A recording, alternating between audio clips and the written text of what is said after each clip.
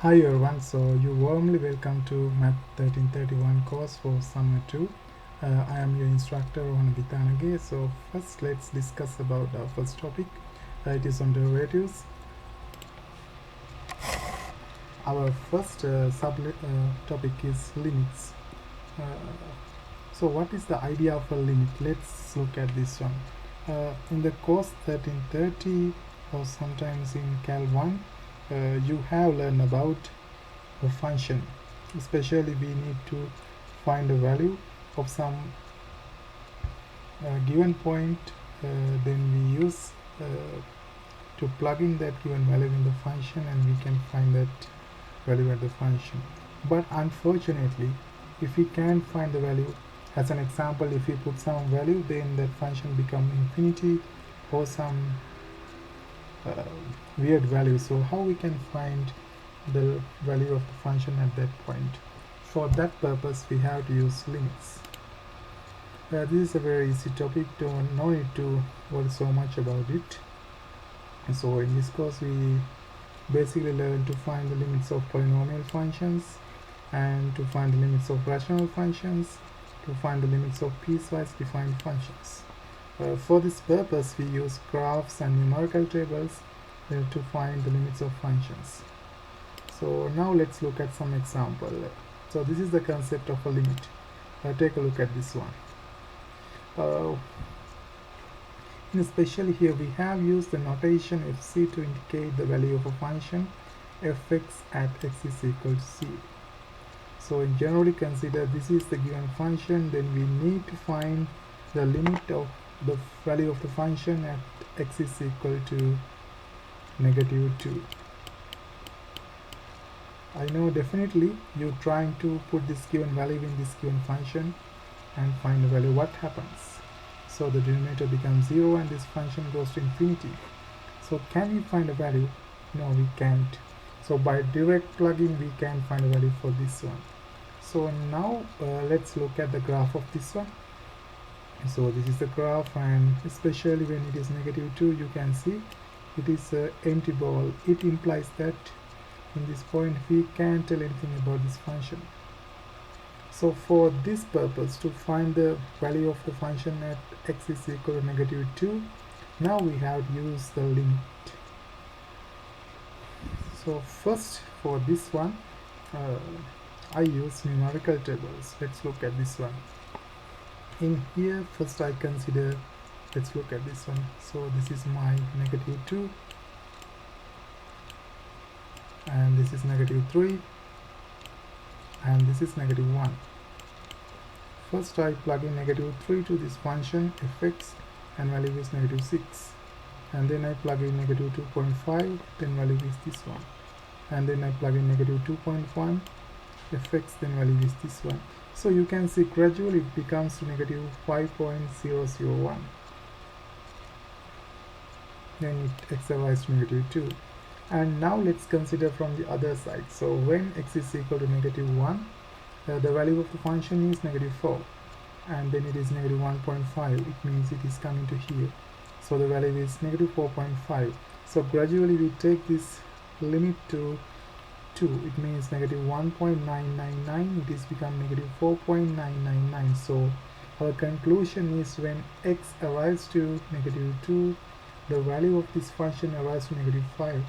That is why we say that when x arrives to -2, this function is arrives to -5. Okay. So this is some basic method that we use to find the limits of function using numerical tables. So now we can represent the value of the function at x is equal to -2 is equal to -5. Okay. So this is the definition of a limit, but if you like, you can look at this one. This is a notation. It means when x arrives to c, fx is equal to L. L is the value of the limit, and c is our crucial point that x is arriving to c. Okay. And also we have to discuss about one-sided limits. What is the idea of one-sided limit? It means consider this is your c, and if we consider from our right hand side, we take this portion. It means limit x rise to c from positive side, or from our right hand side, and from this side we write it as limit x rise to c from negative side. So these are the two-sided limits. So in our future lessons we learn how we can find one-sided limits.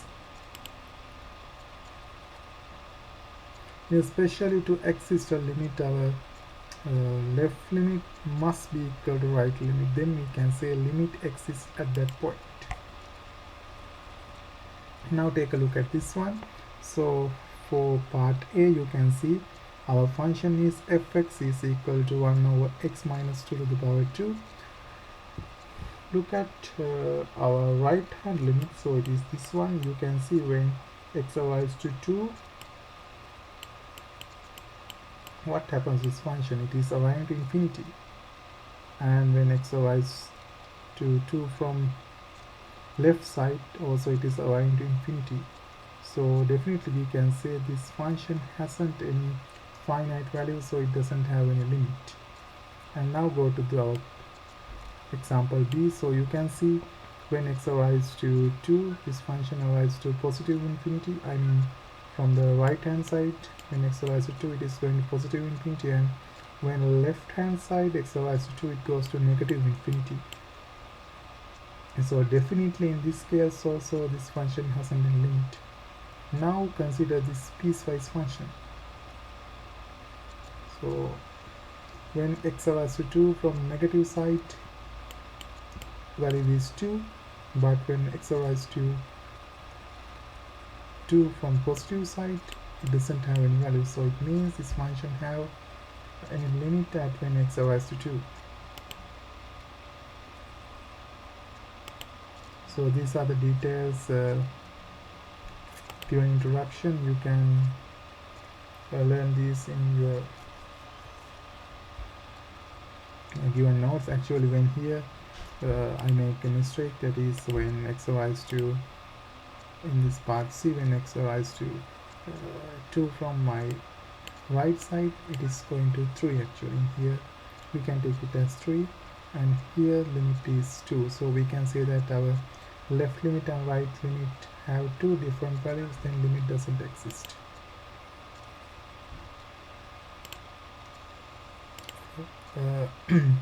Now let's move to our basic headlines of this part. So if a limit is finite value, it must be a finite value.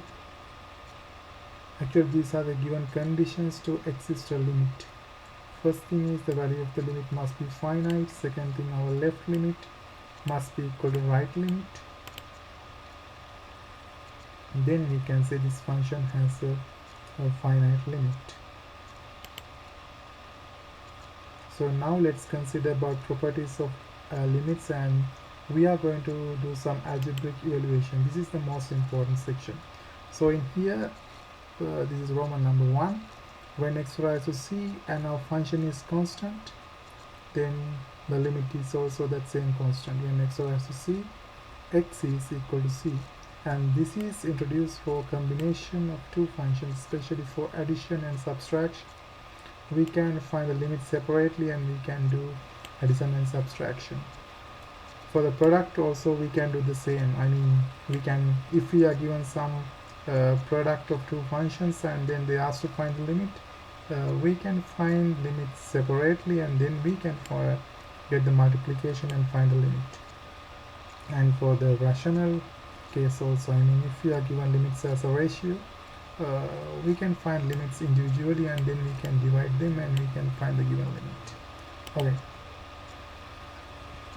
This is the introduction about limits. Especially we need to solve limits on polynomial functions and rational functions.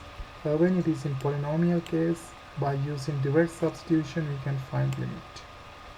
And when in rational case we have to substitute for numerator and denominator separately, and we have to calculate it. Now let's look at some examples. Take a look at this one in number A. It is given as when limit x rise to -1 x to the power 3 minus 2 times x. So at the first glance you can say this is a polynomial function. So as it is a polynomial function, only thing we need to do is we need to substitute directly -1 to given function and we can find the limit. Take a look at second one. It is little bit tricky. If you can understand whether what kind of it, actually it is a rational function. So we need to substitute 4 for both numerator and denominators separately. So if you plug in for numerator it is 0 and for the denominator it is 2. So finally it becomes 0. So the limit is 0. So this is the graph, and now we are going to consider some special case. The speciality in here is this: when x arrives to c, this gx is become 0. So what we need to do in such a case, there are two possibilities. First one is 0 divided by 0, and second thing is when fx has some value and gx is equal to 0. So if we need to find this one, I think I suggest use some given numerical table. Then you can find when x arrives to 1 from negative side, value doesn't exist, and when x arrives from positive side, value doesn't exist, so limit doesn't exist.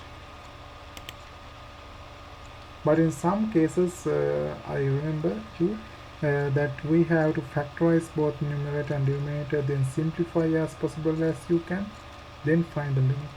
I will give some problems. Okay. Now we are going to consider piecewise defined functions. The specialty in here is we have to consider the function by piece by piece.